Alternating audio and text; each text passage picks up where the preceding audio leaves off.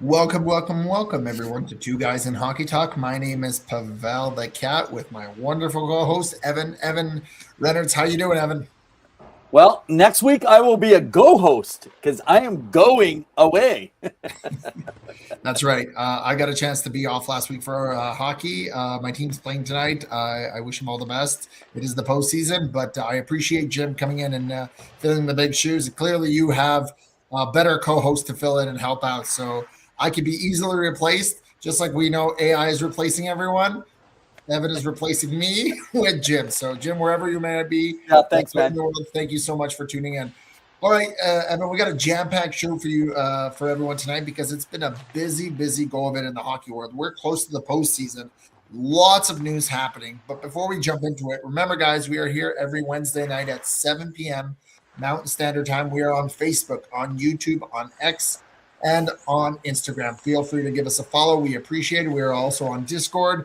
And if you want to reach out, we have a website. You can go check it out. We've got regular articles, whether Grant is writing about the Boston Bruins or I'm updating you about things around the league. We've got you covered. All right, Evan, let's get into it. A lot of news, and we're gonna get started in Vegas. Sin City. Bruce Cassidy is out. Yeah, that's my segment, dude. You got to read your notes. This is my segment. Don't steal it. I want to talk about Bruce because I want to complain. I want to start with a rant. No, I'm just joking. Hey, hey, listen, man. Vegas just pulled the ultimate ruthless move. I've had some debates on X with people. Firing a Stanley Cup winning coach, Bruce Cassidy, with 8 games left in the regular season. And right now, think about this. Right now, the Maple Leafs, and you'll get to that after I'm done this, and the Oilers, which actually have been looking a lot better, we'll get to them later on, are already popping up as early landing spots for him. Now, guys, let me give you some facts around this, and then we're going to go back and we'll get a little bit of takes from you guys sharing also. So he gets fired Sunday after a late season slump, okay? Now, he immediately gets replaced by Torts, John Tortorella. Now, that's Torts. That's that same guy that everyone gets irritated with, okay, for this final stretch. Kelly McCrimmon, who we've said is ruthless, he says, we believe a change is necessary because we've got to return to a play that's expected of our club. Now, their record under Cassidy, he's got 80 points. They're still third. I don't think that they're going to miss the playoffs, even if they had Cassidy or not. But it's been bad post-Olympics. Well, it's just because they're going to have to really go in a slump because the next team behind them is the Kings. And truth is, they're going to have to play 400 hockey while the Kings play 700. That because there's not many games, okay? But I want, before we go anywhere here, Pawel, Cassidy's legacy, let's remember this. He has an overall record in the NHL. 178 wins, 99 losses with 43 ties. In 4 seasons, he's a 2023 Stanley Cup champion, the first in the franchise's history. He had 2 50-win seasons, 4 straight playoff appearances. He took him to the Cup in year 1 after being fired by Boston. What an absolute winner for them on paper. But they said the players didn't want to come to the rink. That's what insider reporters are actually all saying. They didn't like coming to the. They're not going to like coming to the rink anymore with Torts, in my opinion. Okay, but he was hard on the group. I heard, especially the goalies. In fact, Aiden Hill was called out publicly, and so some talk also has actually been brought up. There was discussion around players' personal lives in the meetings, which rubbed them wrong. Okay. But this fire was about injecting energy and resetting. Okay, my question comes to you now. Would you have done this? Do you think that this is going to help? Do you actually think that they were so bad that they still would have missed the playoffs? I think yes. I think their underlying numbers were weak this year. I think they were struggling. There was discussions about already what can we do because they were not producing. Jack Eichel doesn't have a power play goal this season yet, if I recall. I can't speak up to the Vancouver game that they just played where they won, but he's struggled. They bring in Marner. They bring in Rasmus Anderson. It has not been good fitting. Now, we know Vegas is ruthless in the sense that they'll go after anyone, but they were struggling.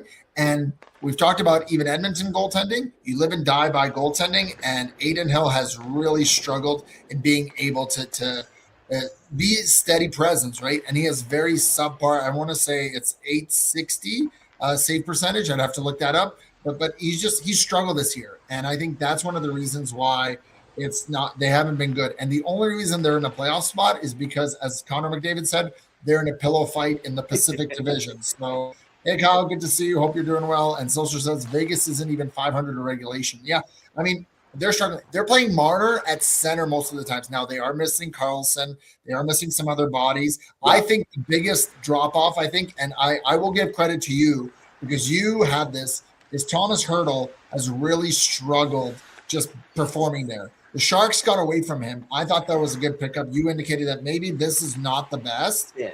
He clearly he struggled to put it in.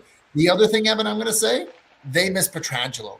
I know he's out long term, but he is a big loss on that back end, and he really helped stabilize that back end. Now, he wasn't a perfect defenseman, but he still was eating top minutes, playing hard, and he made the life of goalies easier. So I don't know if this is a good thing. We'll see. They won their first game versus Vancouver, but we'll see what the postseason brings. Okay, so one thing you mentioned that those weren't, it didn't work out, some of the moves. You mentioned Marner. I don't think this has anything to do with the Marner move. I meant like he's just like they go after the big fish. Yeah, and I think the Marner was still a good deal here, and I think some is coming back to catch them, afterwards. I get Pietrangelo being out, how everyone's talking about how it affects, and right now the Rasmus Anderson's not looking good. It seems like and maybe that might be something to do with the coaching style affecting, because to me, Noah Hannafin and Rasmus Anderson being there with some of their defense, they should be adequate. I think this is goaltending. I think it's being overshot, and the goaltending is absolutely rancid. But Vegas just proved, hey, they're going to make the bold move no matter what the timing. So, Toronto, are you watching? A proven cup coach who plays to skill and speed. Man, it's your go. What do you got on Toronto? Give us this. Well, I mean, they fired Tree Living, the GM. It looks like they've parted ways. I think the timing was a little bit weird, but okay. I mean, you let him go through the trade deadline. Yeah, I don't know. I think they should have done it earlier. I watched the press conference with Keith Pelly, the owner, and I just think that they don't really have a direction right now. And I wonder, who are they going to bring in? Because that will represent the philosophy of the Toronto Maple Leafs. Now, they can retool quickly, and they probably will have to do that because they still have Austin Matthews for a couple more years. They have Nylander locked up. They have some guys locked up. Tree Living made sure of that. But I think that he's made some very questionable, if not poor trades for the team, and it's kind of handcuffed them, and the team has really struggled. Now, I did not think at the beginning of the year they were as bad as their record shows. Okay. But I think that they just never performed. Now, you could say all you want about injuries, but they've just struggled. And I think now they have to really take a deep autopsy of the season and really assess what their identity is, because that's what it is. Zilcher said, get Shannon out of there. He's been out of there since last year because he was let go last year, technically, as in the sense that his contract was not renewed. So really, it was Brad Tree Living and then Keith Pelly.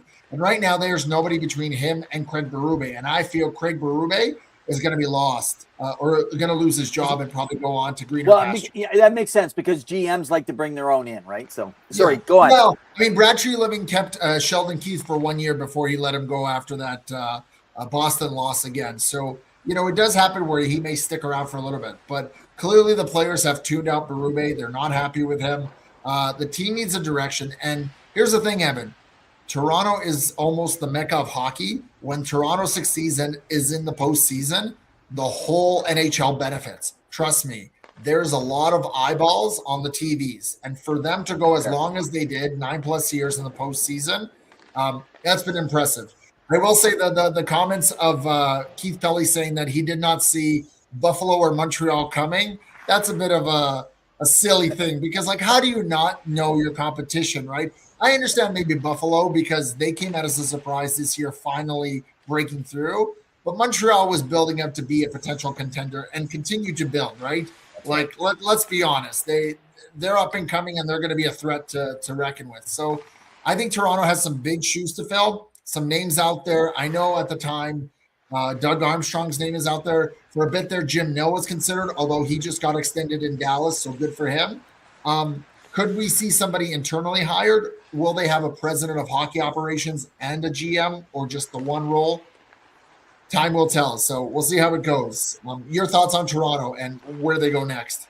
So I'm first of all, I'm with you. It's like, why get rid of them? Why don't you just give them to the rest of the season, but and kind of just don't make any trade. Well, they can't make trades, but don't make any move. I don't know. They could have just let it play out, let them know behind the scenes, or just not said nothing and just put some limits on this here. So I found that actually really, really awkward. I was actually kind of surprised by it. Interesting enough, though. So with Pelly talking about the data centric, because everybody's looking at. I know you mentioned in your article over on our website there about Jason Spezza and Doug Armstrong. Jason within the system already. I hadn't heard Jason Spezza's name mentioned yet, so that's a good one. Doug Armstrong. Everyone's acting like this is the easy, but he's not data centric.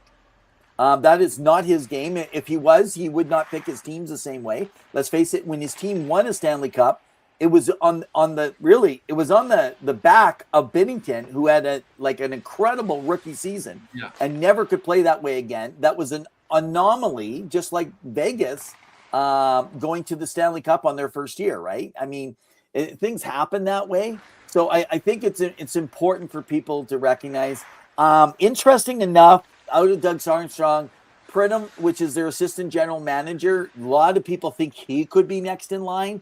He does do good with around data. I disagree, and I only say that because he's been there since Shanahan and even Dubas' team. So I don't think they're going to go. I mean, they could if they're looking to cut corners and have a cheap. But he's not the reason any of the issues have happened. I guess that's what I'm saying, right? Why? 100%. He's a capologist. He knows kind of what it is. I don't know if he himself wants that role. I think he kind of likes to be out of the spotlight. This is going to be a very coveted role. I don't know him. And I don't know him well enough. I mean, you get the big enough bucks, you don't really care even if they fire you. Someone says, "Oh, it's the shortest job tenure. Like there's no job security." Dude, when these coaches get fired, they still get their full money and they go sit on the couch or go play golf. So they have job. Watch job security. For another opportunity soon somewhere as an assistant GM. I mean, the Nashville jaw's up for the opening. So who knows? Let's just put a name in there again, and that name is Hunter. Let's just put that name out there. The only thing is most people don't think they're going to get anyone other than someone who's won a cup. That just kind of like New York Rangers heads make these decisions, and they want all this massive experience. But there is a lot of talk from some of the insiders, just gentle here and there, and a couple that aren't well known that I've heard from Sonny. I think his last name is Meta. So he's the Panthers assistant general manager out of the Panthers out of Florida. And he is the head of analytics for them. So that could be a name, but I just can't see that unless they feel that he was really involved during that time around it. But I'm with you. I think the timing was really weird. If I'm Berube, I am concerned that I'm on my way out. But I almost feel like they should have waited for an actual general manager. So I think they do know who they're getting. And there's already been 7 candidates. They've already reached out. Like I said, it's going to be a very coveted job. It's just a lot of pressure in the market. And so you really want to make sure you hit the nail out of the park, because not only are you coming in with Austin Matthews only having a few more years left of his deal, but maybe McDavid comes available in 2 years' time, right? Like you have a lot to potentially – well, there's going to be some free agents in a couple of years. Like I'm not saying anything's happening. I'm saying they're going to take their chance – to see what's out there, because if you want to rebuild, it takes time. And you can look at the Detroit Red Wings, who are now struggling just to make the postseason. And now there's questions: does Yzerman stick around? Is he safe? Right? Or isn't it funny how just 3 months ago we're talking about how he was like looking so good, and now the team just falls apart. That was what happened to Buffalo for so long. You'll be lucky to make the playoffs. And what really changed in Buffalo beyond, they did pick up Luke Shen and Logan Stanley, but before that, what did they do, Evan? All they did is fire their GM, Kevin Adams. He's another guy who's going to be probably getting some interest in wanting to get back in the saddle. So here was a name that was thrown out. It doesn't make any sense to me, but I actually heard it from someone that I actually trust their circles, and that was Ron Francis, but he's in with the Kraken. And he's president. So why would he? But I mean, maybe it's a president and GM job that they want. And Ron is from Ontario. So, hey, there is one general manager that was not on the block that they could hire. Why don't you give us an update on someone who has resigned? Yeah, we just mentioned him a little bit earlier, but Jim Nill has re-signed with the Dallas Stars. I didn't hear you say that. So. Yeah, I said that he was potentially being considered until they signed him. Okay. I mean, under his leadership, the Dallas Stars have been a very good, successful franchise. They've continued to be a Stanley Cup contender every year, making it to the Western Conference Finals a few years in a row, even the finals versus Tampa Bay a couple years back during the bubble. That's right. And, you know, they do strong drafting. I mean, the one draft where they got Ottinger, Jason Robertson, and Wyatt Johnson, right? I mean, that was great. Smart trades they're doing, deep playoff runs. They usually pick up like a bottom pairing defenseman every year. That's kind of what they do at the deadline. They got Nico Rantanen done, which was very impressive.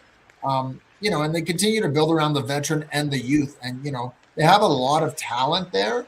And I think that team continues to be impressive. And, of course, bringing in Glenn Gulletson this year as a coach and continuing to have success because, of course, Peter DeBoer, it just didn't pan out. And again, sometimes the team just tunes out the coach, but as it stands, they're headed for a potential first-round matchup with Minnesota. Should be exciting. It's the Battle of the Titans. I mean, I'm looking forward to it.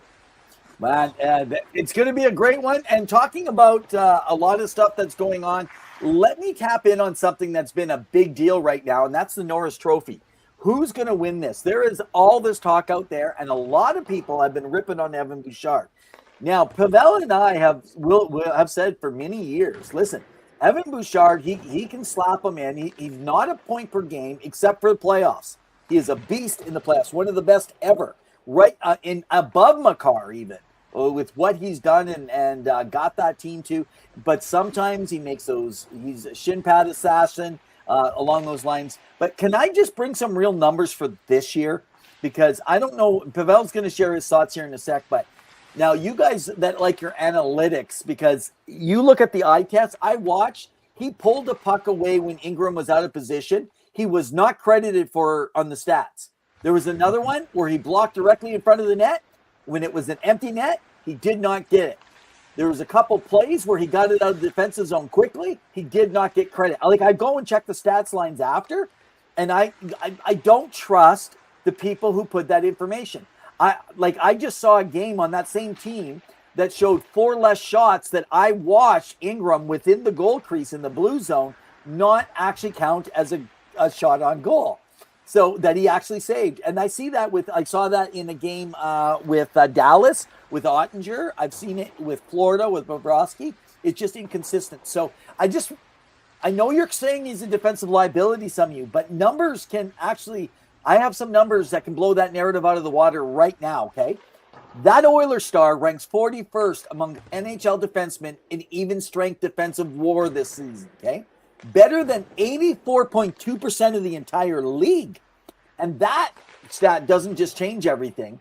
It literally puts him in the lead. He had an early bad season month and a half. But he right now is 41st, top 16 of D-men. Cale Makar is at 83. Zach Werenski, 141. So all you that think Zach is incredible. But you guys are missing some stuff here. And Quinn Hughes is 222nd.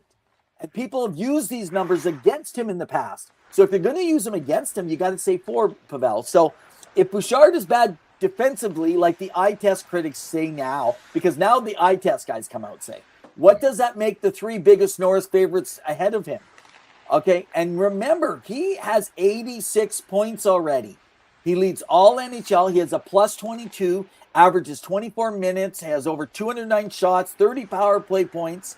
So you got to remember, he's got more 5-on-5. He has a lot of points and does well even when the others are not on the ice, like Mick Dry, as everyone likes to call them. Okay, and then let me just go. The biggest competition here is Zach, and he's sitting at 78 points in 68, but 141st in his WAR. And he is an elite scorer, yet the data says he's actually costing the team more defensively then Bouchard is costing his team.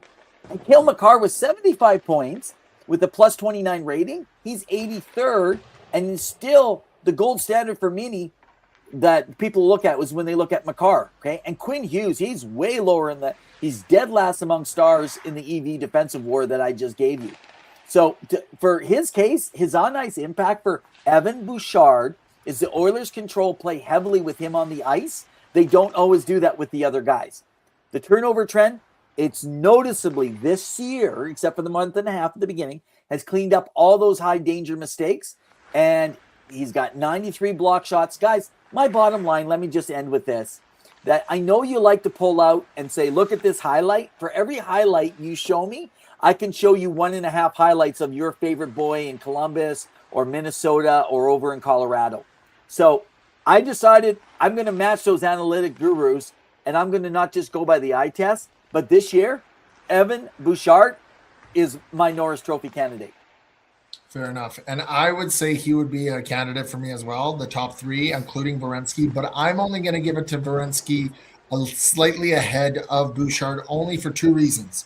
One, his sparring partner or his partner on his side is Dante Fabro, who was a waiver pickup for the Columbus Blue Jackets, right? So let's go there. Evan Bouchard has Ekholm. Ekholm, we know, can play elite defensively. He's getting a little older, but he knows how to be a defensive defenseman, is strong on the puck, can play well, and then allows Evan Bouchard to play a little bit more, including, and people will say this, and I agree, let's play with Connor McDavid and with Leon Draisaitl, and that does help. That doesn't mean that everyone's successful doing so, but he's able to quarterback that power play, and it allowed him to get a lot of those points. Two, the reason I think Zach Werenski also most likely wins it is because the way he played steadily at the Olympics and got there, and because of his high stature, along with Quinn Hughes and Evan Bouchard, for all the analytical darlings that I agree he does perform. He wasn't able to make Team Canada, and I think that's a factor. That name recognition is getting there. But I think if you can't even be selected for Team Canada, and he should have been, I agree. I'm with you there, Evan. But he wasn't picked, and Werenski had that star power, and I think that's one of the reasons why Werenski most likely walks away with this. But Norris has nothing to do with the Olympics, though, so you can't take that. No. I know, but in terms of defensive play, people pick the best defensive player to play for your country, right? And I see Zill has a point there. Werenski has zero support. Like, I would say this. Listen, I don't think that we can say he has zero support, though, Zell. And the reason is he's got good defensive players around him. If we're going with that he has zero support, right now, Edmonton is one of the worst defensive teams in the league. So how can he be so good on a poorly defensive team that the forwards aren't coming back, the centers aren't playing, everyone wants to complain about how bad they are, the goalies are letting stuff in half the time. Can I just say that a lot of goals that are being attributed when he is on the ice are bad goals by the goaltender? I watched 5 of them in the last 10 games. 5 of them. They were nobody's fault but the goalie. Totally. Right. I will also add the best players in the game. You can always notice a glaring issue or a mistake more often because they are most often the ones with the puck. So most likely they'll have a turnover. They'll have a mishap. And I will say this. If he can hit 100 points this season and he doesn't get the Norris Trophy, this is an Eastern bias. I'm just going to say it outright. There's no way. Well, especially since Erik Karlsson got it in San Jose. Exactly. There's no way. And if you guys don't like the fact that the offense, and I just gave you defensive numbers, which all the things people are saying are actually lies. They're false narratives that they're making on this. I don't usually stick up for Evan Bouchard, but this year, Bouchard is a player, and I actually think he deserves a reward. But I have Zach there as the runner-up. But I would probably go with 60% of the votes belong to Evan Bouchard, but they won't. Because the Eastern, there's more writers in the East, and the Eastern, they don't even stay up and watch the games. They watch highlights, and that's the problem for me. Well, speaking of Eastern/Western bias, we got the playoffs coming up here soon, Evan. So let's talk about how in the hometown of Edmonton of ours, tickets are starting to go up in price for the potential postseason games. Isn't that crazy? So, okay, guys, if you followed, if you caught me at Revenev, you would have saw that I had some conversations. I pulled up some numbers. There was a bunch of, banter back and forth around this. But right now, the ticket price, the season ticket holder went viral about a week ago. And he said, listen, my round one playoff tickets were $350 per seat last year. They've already let him know they're going to be $500 this year, $499. That's a 42.6% jump in 12 months. Oiler fans, I feel for you. How much more can you guys take before this stops being about hockey and starts feeling like being pure greed? There's a couple parts to this. This is the greed of the owner, and this is also the greed of the players. And I'll explain this from both angles, and there's always tough, okay? So last year, if you think about it, $350 per game. This year, $499. That's a $149 increase for a first round ticket. I'm not even getting into the Stanley Cup numbers. Season ticket holders are already seeing full season packages up, depending where they're seated, between 5. So it's 5% minimum increase at the bad seats and 15% in some of the better seats in some of the sections. Now, things like drink rails, you're not getting them, right? That could be $2,300 more for your seats in a single year. Even an upper bowl playoff package for a run is being reported around $10K for a pair. That's kind of floating around. So now this is my concern. This is not just the Oilers. There's about approximately 16 other teams doing the same. Now this cap is going up. It's exploding. Salary cap right now is 95.5, right? So it's up from 75 from, was it 75 last year or a little? No, sorry. It was 80 something, 85. Up 7.5 from last year. Okay. That is locked in next year at about $104 million. And in 2 years, it'll be locked in around 113. That's $25 million in 2 years. That's the fastest cap growth in league history. And the floor for teams like Winnipeg, they're not going to be able to keep paying this money out because you got to have more corporate money coming in, and all the guys on the top are bringing this extra money in, and the players, because they want to be a partner share, and I think the partner share, the cap, they shouldn't be able to keep as much of the cap, but I also think that they shouldn't be able to do an increase year after year. Because if you think about this, I'm going to let you go ahead and comment, and then fans, let me know what you think. But players and owners just raking in this revenue, okay? And is it really fair right now? I know the Oilers are the hottest ticket right now in hockey for the pricing, like for not for the most price, but for the increases because of McDavid, Bouchard, McDrysaitel. Yeah, Mick, guys, you got that? McDrysaitel. Okay, but this team was built through loyalty of the Oilers fans through the dark years, and now that they finally got good, moved into the new arena, there has only been 1 year they have not skyrocketed those prices, and the cap keeps exploding, and I'm worried that there's going to be some fans that are going to lose a team, like in Winnipeg and others. And then there's going to be teams that are going to stay in, like Florida and Tampa, and they're just going to take money from the top team still. So anyway, sorry, that was long-winded. I apologize, but 100%. And Zilstra says base salary should rise to 1.2 million. And I think the other thing that people have to recognize is that now that the Arizona team has moved to Utah, there is that level of incentive for the NHL where they're gaining a bit more revenue. Even when I got to see the arena in college in Arizona and Scottsdale, they were only seating 5,000 to 6,000. That's still a huge drop from, on average, the shortest rink or smallest rink in Winnipeg, which I also got a chance to be at, 15,000, just under 16,000. And that is a big thing. And of course, teams like, Winnipeg, teams in some smaller markets are going to have to learn how to navigate this. Seattle, too, is going to be one of those teams, right? Because you're competing with other sports.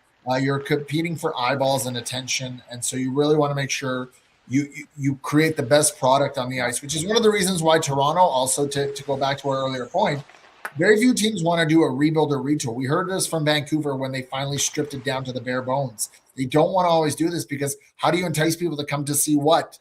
Right? Like it's just kind of a team that's on the cusp, right? We're looking at Chicago and then what they could potentially be, but still struggling to make the postseason. San Jose just on the cusp, right? Detroit, Wow. 9 years in and everything going there. So it'll be interesting to see. Yep. I'm not a fan of big cost, and I think people are going to find alternative ways of watching games without going to it. That's it. That's it, right? And people are going to get together at each other's house. They're going to have their drinks there. They're going to find their ways. So, hey, talking about the Florida teams, I sent over. I said, let's have a discussion on this here on Kucherov. Sure. Give me your thoughts here. So Kucherov, probably one of the and best Barkov. players to ever play. I would say I don't think they're as much underrated anymore, more so even Barkov. I think prior to probably the back-to-back Stanley Cup champions, people probably always voted, including the Players Association when they had their anonymous vote, that Barkov is the most underrated player that people play. And maybe because he was playing in Florida, people didn't notice him as much. But he's just unreal. Same thing with Kucherov. When you hear about Nathan McKinnon, one of the best of the game, a Stanley Cup champion, like he's done it all. He talks about how he admires Nikita Kucherov and what he does for the game and just how seamless he makes the game play. And he continues to do that, Evan, after Victor Hedman, their current captain, is out. Yeah. They traded Steven Stamkos, one of their best goal scorers in the franchise. He continues to perform at an elite level, potentially could win the Hart, although we can discuss who you have on your Hart ballot. But both guys are extremely talented players, and you love to see it. Like, I think Barkov still deserves a little bit more recognition, but props to him for being not only the first Finnish captain of an NHL franchise to win a Stanley Cup, but also just the two-way game that he plays, right? And potentially returning again after that scary practice injury that he had on his knee. I actually see it very different. I have a disagreement here. I actually think Barkov is still underrated. Most players don't know, and I think it's because he's in Florida. And I think Kucherov, we can say, oh, he gets a lot of attention, and you're right, he does, and he's won trophies, but people still don't look at him as a top 5. I still hear them talk about he maybe gets put in at 4 or 5, but if you look at his pure numbers as he puts out, and like you said, he does it with ease. That's why at the All-Star game, they're like, oh, he's not even trying. Well, because he didn't care, and that's fine. Exactly, because he's a competitor.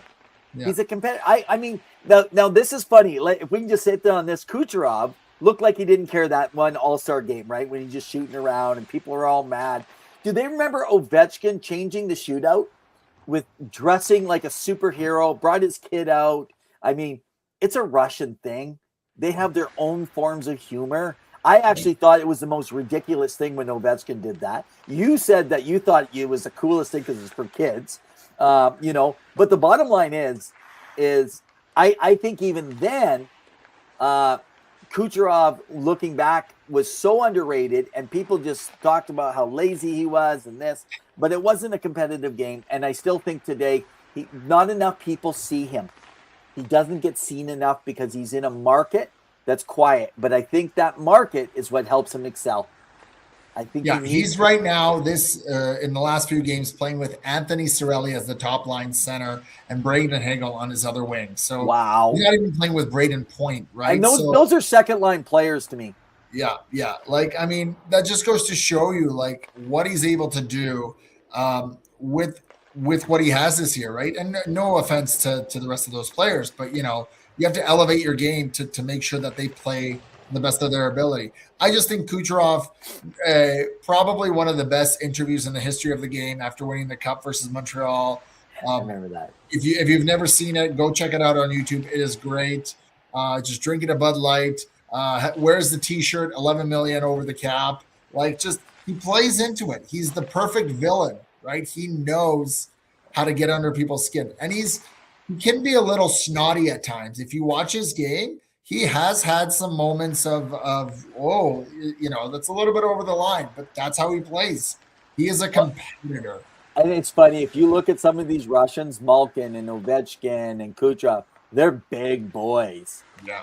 One of the reasons they probably don't get, and Malkin's the one that gets hurt the most, but it's because he's not careful with how he plays the game. But yeah. Well, before you jump over, I just wanted to applaud Alexander Ovechkin for another 30-goal season.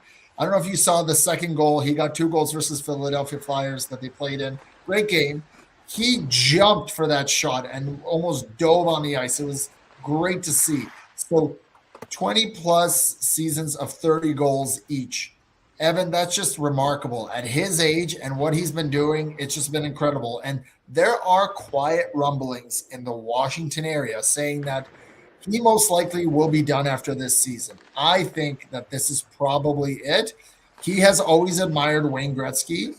And the way Wayne Gretzky went out, it's kind of how he wants to go out, right? So I really believe that he's probably done after this season and will probably head over to the KHL to play a little bit like the Yager did. And then, of course, Yager went on to play in the Czech league. But I think he's going to go overseas, play a little bit, and then maybe in some capacity will return to the Washington Capitals in some form of advisory role. That's what I see him until his son Sergey, his older one, gets drafted. We see another pure goal.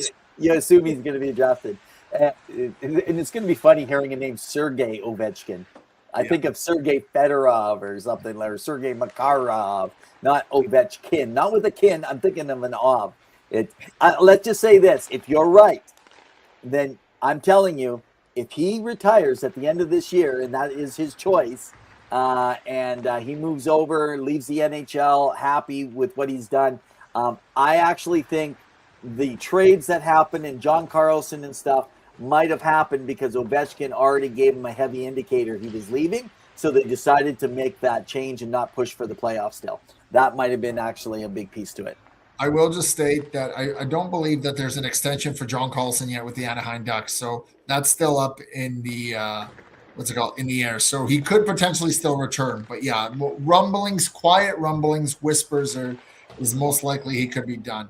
Or just silent birds. Okay, let me talk. I want to head over to Vancouver, okay? I want to talk about Marco Rossi.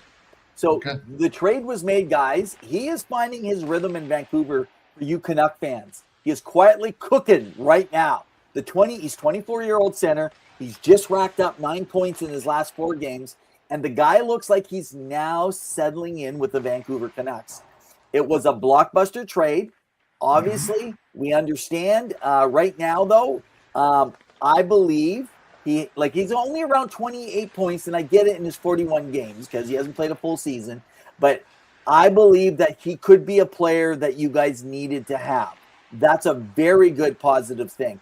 Rossi comes over in one of the biggest trades. There's all this pressure. He starts off slow. He's new, but he's showing up, doing exactly why Vancouver gave that superstar status to get him. He is a second-line center. He's got your speed. He's got your hands, two-way guy. And considering he's on a struggling Canuck squad, what if next year he has Gavin McKenna or Ivor Stenberg sitting on his wing? Now, by the way, if Ivor Stenberg, I'm going to go out on a limb because I'm not doing a Rev Stop 15 tonight. If Stenberg gets picked, I think he will not be playing in the NHL, even if he got the first overall, which I don't think he will at all. Okay. But if McKenna gets it, he will be playing in the NHL. Okay. Anyway, yeah, so I found that one quite interesting. That's cool. And one of his teammates, Evander Kane, is now celebrating 1,000 games in the NHL, so props to him. He's had a very tumultuous and unique career, but he's kind of been able to find his footing. He is up for going to be a UFA this summer, and I could see a team taking a chance on him. But he's done a lot to change his image and essentially being one of the final few players left from that old Atlanta Thrashers team. So congratulations, Evander. I've got to meet you once. It was a great honor. It was really cool. He's a really down-to-earth guy. Off the ice antics, of course, things happen when you're younger, but yeah, he's really coming to his own, and he continues to be a good player. That being said, I know Vancouver fans have not been happy with that trade, with the full contract, and I thought that they would move him. I heard rumblings he would move to Colorado or Dallas for the trade deadline, but clearly he wasn't moved, so it is what it is. Man. All right. Hey, let me give another update outside of I think sometimes there's players that go under the gun. We talk about all the superstars and guys, but what about a guy named Charlie Coyle? What a quiet, really a career year that he has had coming back. Everyone's chasing headlines, but he is quietly having this career year in Columbus, and it really feels like nobody outside of Ohio is even noticing. right now. So he's got around 56 points and almost on a pace for like a 62, 64 point season. Essentially, that would match or beat his all-time back at 60 points with Boston in 23. 17, almost 18 minutes of ice time that he's getting. And the guy, he does little things. He's got a lot of hits, block shots, strong face-off work every night. And he's 34 years old. And after a summer trade from the Bruins to, let's just face it, a rebuilding Blue Jacket squad, he was supposed to be the glue guy and mentor, but instead he's kind of turned into that point machine almost, logging heavy responsible two-way minutes. So I just think it's important to give guys like Coyle, a spotlight sometimes for doing all the dirty work and then keeping that locker room steady. So good on him. For sure. And another player to kind of highlight, a young prospect that just signed his entry-level contract, is the goaltender Trey Augustine for the Detroit Red Wings. So he has been with the Grand Rapids, who we've talked about this year as having one of the best seasons in the AHL. They've been on fire and are going to be competing for the, what's it called, for the Cup. What's it called? You don't know what it's called? The Calder Cup. No, you said what's it called? Oh, sorry, the Cup. Sorry, yeah, my apologies. You said for the what's it called? The Cup. Well, for the what's it called? Yeah, sorry. And he's the top goalie prospect. He is right now for the NCAA stats for the Michigan State Spartans men's ice hockey team. 24-9-11 record with a 2.11 goals against average and a 929 save percentages. He is a finalist for the Hobie Baker Award and the Mike Richter Award. Most likely he could win the Mike Richter Award. But again, he's had great success on the international stage. He's played for Team USA and won World Girl Juniors in 2024 and 2025 and won a bronze in 2023. And he's actually USA's all-time winningest goalie. So he's 6'1", so he's not the tallest goalie, but he's exactly what you need. So good on for Detroit for having that. Although they are stable in net, but they got Kosa ready to go. What? They got Kosa ready to go, man. Had a record. Kosa's gone in the summer. I think he's going to be traded. Yeah, everyone's saying he's getting traded, and one of those teams is where he played his junior hockey. That's being rumored heavily. Oil Kings, yeah, Edmonton Oilers, yeah. I don't know how they do. I don't know how they're going to do that and still deal with their Jari contract, but that's for another week. That's for another discussion. Okay, yeah. So let me move over to Philadelphia.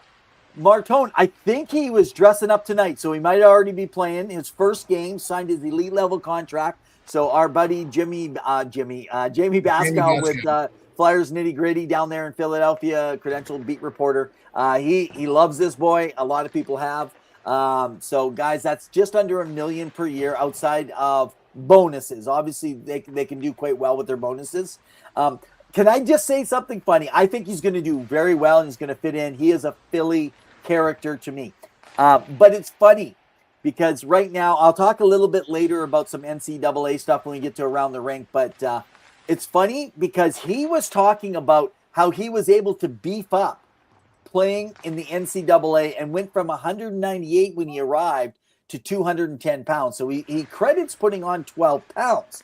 However, he last recorded at the draft, last year, that he was 203 pounds. At the draft, he was recorded for weight.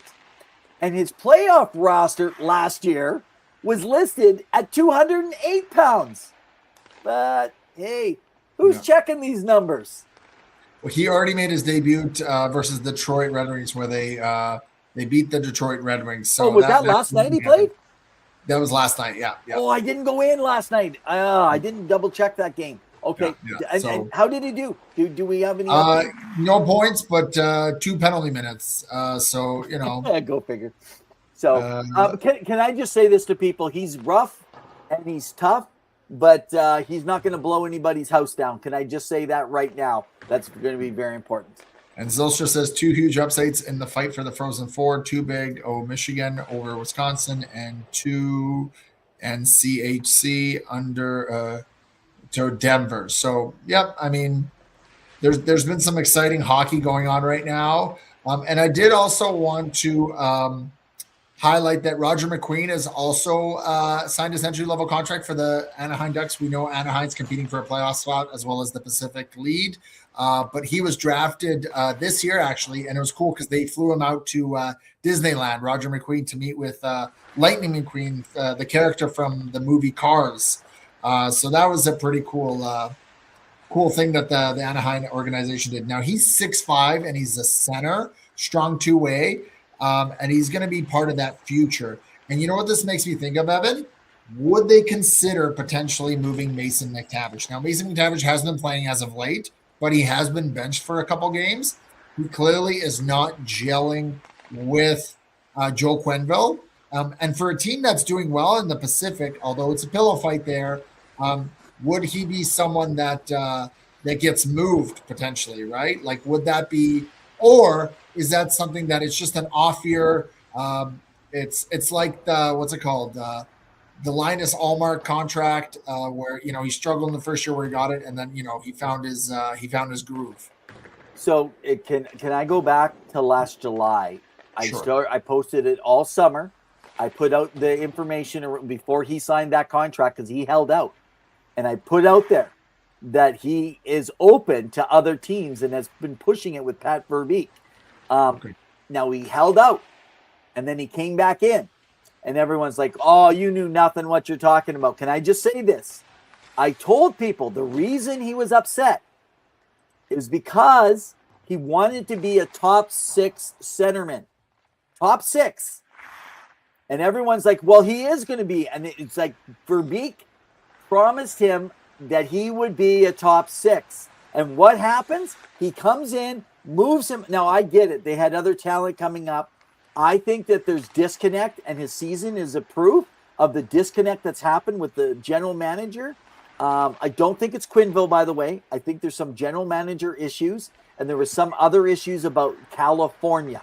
I don't have proof I can show you guys right now. All I can say is stay tuned to this, because I agree with what Pawel is saying, and look for him to get moved. Because you're going to start hearing he is not a happy camper, and people are going to all say, "Oh, it's because he's a poor performer." He wasn't a happy camper before signing, and they kind of forced him because he was what was called a restricted free agent, right? So someone else would have to offer him that. So I just want to take you guys back, because you guys like to ramp on things in the moment because you think you know what you're talking about. But there are people out there that actually, and I'm not talking about me because I actually get to hear from others, but there are people out there that actually know what they're talking about more than some of you that think that it's all about numbers, just like the NCAA, which we'll talk about in a few minutes.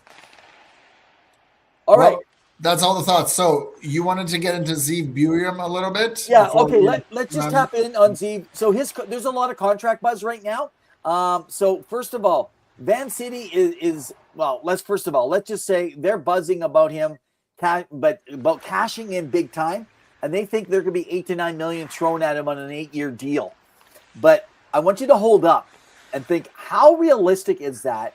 Because he's getting nowhere near the star power of Lane Hudson. I know he's a good player, but they just signed Lane for 8.85. And I get that it's 1 year later, but that percentage of the camp, if Lane is 8.85 and he would have came in last year at Lane's number in comparison, he would have came in at 6. So folks, expect more around a 7 number and maybe even a bridge contract while they're trying to figure things out.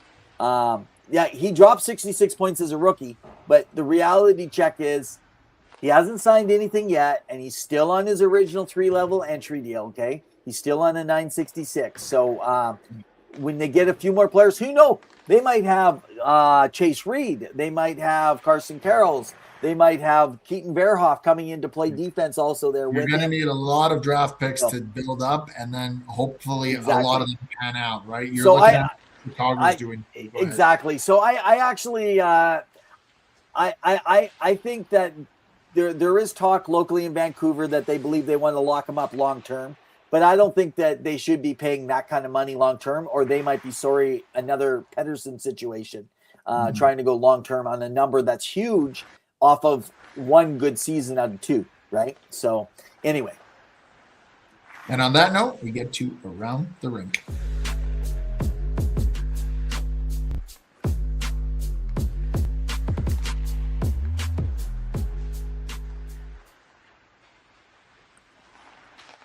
All right.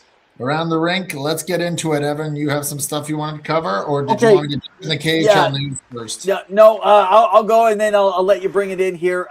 So let me touch in on this really quickly, folks. That the NCAA, okay. This is a weird piece. All 4 starting goalies. Now it was a year of upsets, and I want you guys to catch this though. I said to everyone, don't take any numbers this year and compare them to any other year of NCAA hockey with how many star players and other players, and some teams are loaded because there's people, Gavin McKenna couldn't help them get there. Michigan State, Porter Bertone couldn't help them get there. They spent all this. No, that's not even what it was about, folks. That was about getting and recruiting and bringing. Right now, there is talk that Penn State is about to recruit Landon DuPont into the NCAA for next year. Now, interesting, because he's in the same he's done school early enough. He should be wrapping up his grade 12 this year. So could you imagine, before going into next year's draft in Penn State with a defenseman like Landon DuPont, and Jackson Smith is staying there, who was drafted, by the way. So that could be their nil money going from McKenna, maybe the same money from the alumni going over there. But this is this is the interesting part. I love this one, Pawel. All 4 starting goalies are freshmen, and all 4 are from, you guys ready? They're from the Canadian Hockey League. Wow. Jan Spooner, Jack Ivankovic, Daniel Hauser, and Johnny Hicks. You're talking teams from the WHL all the way over to the OHL, and all of these goalies are their starting goalies heading into the final Frozen Four. I'm amazed, but this might be more about goaltending this year than anything else with some of these guys. If I was a team in the NCAA, I'm actually looking for good goalies that are stars and defensemen more than I am those frontline guys, because they play trap hockey half of the NCAA anyway. So anyway, that was an interesting fact. And another part was, there's a lot of people that said, hey, go the NCAA route. Everybody wants to go the NCAA. Can I just say, not every player wants to play less games. Actually, some players, and I believe it's going to hurt some players. We're going to see soon. Players, like Gavin McKenna, he's played dozens and dozens, so many games, it doesn't matter. But there are some players going there that aren't at the very top that it will hurt them, I believe. Okay, not every player wants to actually head to and some want to be in front of large crowds. Not every place in the NCAA you're going to get that. And quit thinking it's always about money. These guys, if they know they're going to the NHL and they have a good shot, they're not worried about the money right now. That's a false narrative. The reason that Gavin McKenna, he obviously is going to take the best money, but he also didn't take Penn State because of the money, guys. Even though you guys think he would have went to Michigan at $400,000. It's the best opportunity for a career to develop and to play. Well, I don't know if it's better than the CHL though. That's not what I'm agreeing to though. I don't think it's better, because I think it's on par. You develop a different part of your game. You develop the toughness against bigger, stronger players. But your game slows down. The game is not fast in the NCAA. It's a giant jump up. Now, guys like McKenna, he's going to have to strengthen his skating speed like Bedard did this last offseason. He should call his cousin through the 7th marriage and check with him what he did last offseason, because Gavin's going to need to do that. But here's the other thing. Some people don't want to go to university. It's not easy. I know you guys think that they just do home ec and the mechanics. There are some courses you still got to take, and it is not about that. And also, they don't have an NHL style coaching. The CHL does.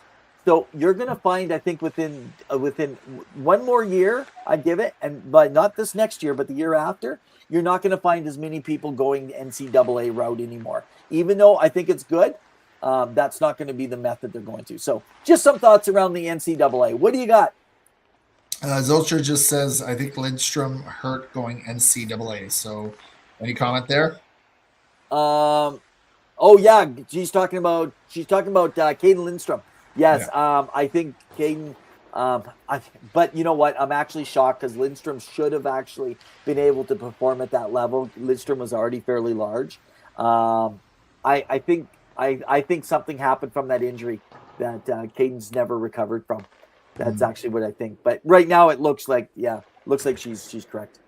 Excellent. And in other news, the KHL playoffs are on their way. There was a big win by AK Bars Kazan, who have advanced to the second round after the overtime winner from Dmitry Yaskin. And that was against the Tractor team. So that's set up. The other series have been pretty tight, Evan. So right now, from my notes, we've got the Automobiles Yekaterinburg are facing off versus the Salavet UFA. Staroslav, I think, right? Yeah, a lot of close series, a lot of overtime. And then some are just getting started or they're tied, which is CSKA Moscow versus St. Petersburg, Metallurg Magnitogorsk versus Sibir Novosibirsk.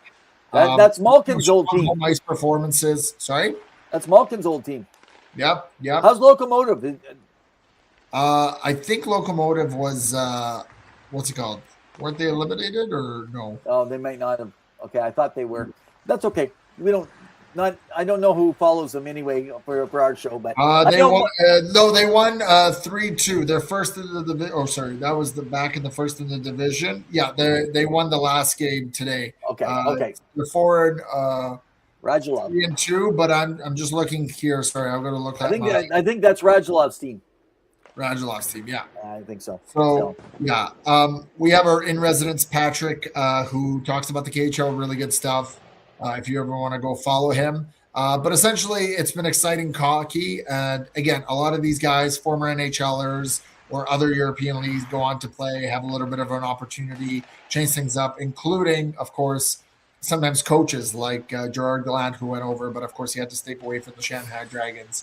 So some great hockey right now happening. And Zilster says Greyhounds missed out on sweeping Knights with a loss tonight. Oh, I was going to go check that out. So you just spoiler alert, but okay. No. Yeah, well, I love the Knights. They're one of the teams I like, even if they're cheating. If you ain't cheating, you ain't winning.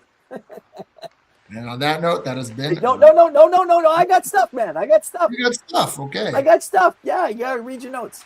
Okay. I'm looking at the notes. There's no more left. Well, I don't know why you don't got notes. I sent you all the notes. I don't know. Right, I'm gonna go check out. So I missed it. No, you got it. You were right. Sometimes I'm wrong. Yeah, it's okay. You were already sharing stuff that we're supposed to share later on in the show. You already put it in there. So, guys, we're gonna be wrapping up with around the end, around the rink here tonight, just because of our timing. But I want to let everybody know there is a new league in town, in British Columbia. Starting out of, and that is the WIJHL, another junior B hockey team league. They are starting with 8 teams. Now, let me tell you, if you have not heard the news, go on to my X, follow me at Revan not Evan Rev. And if you check out the WIJHL is the Western International Junior Hockey League. They have splintered from the KIJHL, who has been there for eons, the Kootenay International Junior Hockey League, and 8 teams have left the KIJHL and have headed to start their own new league. Now, let me explain how this works. Just like the Vancouver Island Junior Hockey League decided to go non-sanctioned with Hockey Canada, just like the BCHL did, just like teams left the AJHL to go over there, the WIJHL has said we don't need to be sanctioned by Hockey Canada to follow this path. We have more things we can do. We're not limited by rules. Folks, if this is not rebellion against hockey in Canada, I'm telling you that there's a lot of stuff shaking going on. It doesn't matter, as Don Tenser, director of scouting, told us years ago that with the Saskatoon Blades, he just says, play hockey, we'll find you. And you could play the WIJHL and you're still going to get found. But remember, these leagues pay to play. So they got to pay a certain amount. They get invited, but they do have to pay. However, this is the newer piece, and let's move over to the Quebec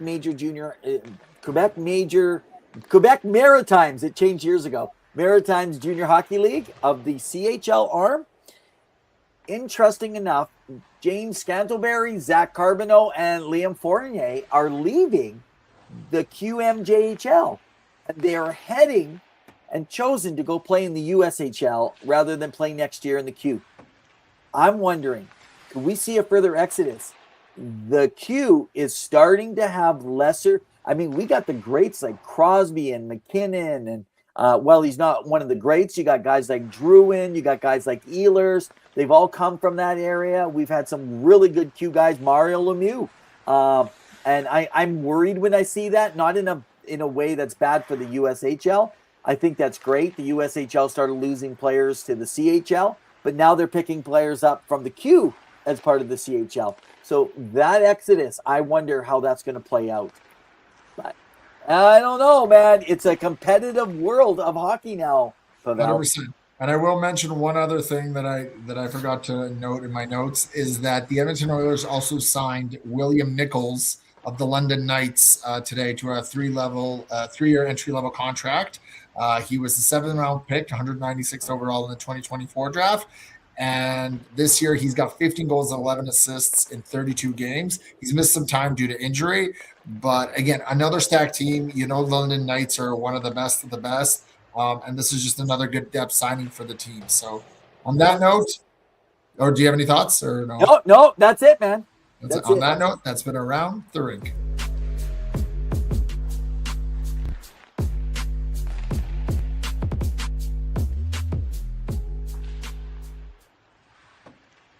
All right, we're getting to the end of the show. Yeah, I was just going to throw it up there because I know we got so busy today. Guys, I want to throw a shout out for JR Web Designs for our website at twoguysinhockeytalk.com. Hart Levine and the team over at Puckpedia. Get all your information for sponsors. The Pro Hockey Group, that's led by Jason Makala. He is the director of that and the owner, as well as he is the former head scout of the Florida Panthers, the one who brought Sam Reinhart, Aaron Ekblad, many of the others into the fold. The Northern Michigan Warhounds from the United States Premier Hockey League. By the way, I didn't have time to update you. They got a new team coming in. We'll talk to you a little more about that next week. Maybe we'll try to get him in on the show sometime by the end of the month to tell us what's happened in the league this year. And then, guys, Flow Hockey. Flow Hockey, if you want to get your BCHL and the groups we're talking about, you want to see the super schools of the camps all throughout. Right now, Madden Deneau, the Red Deer, breaking records everywhere, going to be potentially a top 3 pick, could be a number 1 overall pick in 3 years, coming to the floor. You can watch all these guys there. You can catch the OHL there. And then I just like to thank Penny Billionaires for our intro and our outro music. So thanks to all our great sponsors. And if you're out there and you want us to become a sponsor for you, definitely send us over at Two Guys Hockey Talk at gmail.com, and we'll be able to have a conversation and see what we can do for next season with you guys. All right. And on that note, we're wrapping up the show. Any final thoughts before we wrap up? No, it's right now, man. If you're gonna watch hockey, watch it. It's probably the best time of the year. Like as the Frozen Four comes into place, you got over in right now the SHL guys follow it. Liga, they're all playing. I'll update you next week more on the Swedish and on the Liga League in Finland, so you can know what's happening over there. And then, of course, right now the CHL playoffs are all underway, and there's some interesting things, just as Zill even said, over in the OHL. And if you need to follow the WHL and you guys are not familiar, they're not one of our partners. I'm going to see, maybe we'll work with them for next year.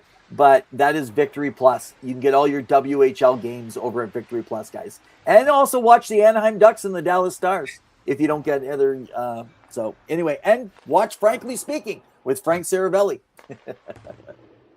And on that note, we thank you once again for tuning in to Two Guys and Talkie Hawk. We are here every Wednesday night at 7 p.m. Mountain Standard Time. Give us a follow on Instagram / YouTube / Facebook / X at Revenev or hockey_2. We love hearing from you. Again, thanks to everyone for tuning in tonight. We wish you all the best. I am back here next week with a guest co-host that's coming on for the show. And we'll hopefully see Evan here in 2 weeks. So I will. I'm going to try and jump in next week for just a quick 5 minutes, folks. The reason I'm not there is I have priorities. I will be at an AEW, All Elite Wrestling, at Rogers Place in Edmonton, Alberta, a couple days before the big all-out revolution, big pay-per-view wrestling event. So for you WWE folks, I'm sorry. I'm all AEW. Darby Allin, I'm out. Mic drop. I'm going down. Make up next week, and I'll drop you a wrestling line for the ages for hockey. And on that note, in the meantime and in between time, keep your sticks on the ice. Be safe, everyone. Have a good night.